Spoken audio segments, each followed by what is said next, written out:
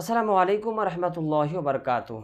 আশা করছি সকলে ভালো আছেন। আল্লাহ পাক যেন সকলকে ভালো রাখে, সকলকে সুস্থ রাখে।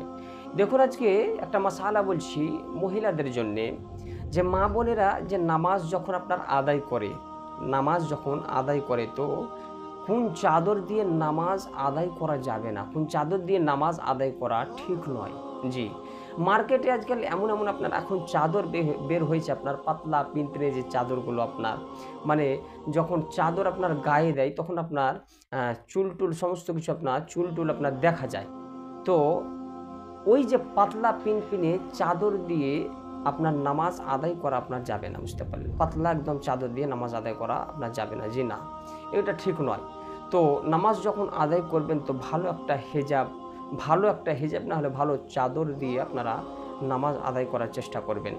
আর যখন আপনারা ওই পাতলা চাদর দিয়ে নামাজ আদায় করবেন তো নামাজ আপনার ঠিক হবে না। নামাজ মানে হলো আল্লাহ পাক রব্বুল আলামিনকে খুশি করার জন্যে সাজদা দেওয়া। আল্লাহ পাক যেন আপনার নামাজে খুশি হয়, আপনার সাজদাতে খুশি হয়, আপনার রুকুতে খুশি হয়।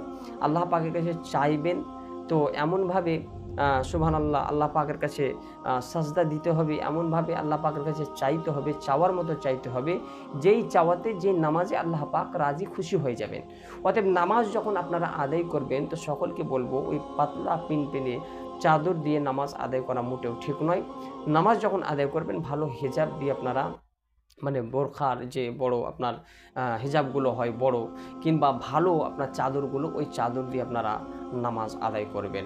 আশা করি বুঝতে পেরেছেন। ভালো লাগলে চ্যানেলটাকে সাবস্ক্রাইব করবেন, ভিডিওটাকে লাইক করবেন।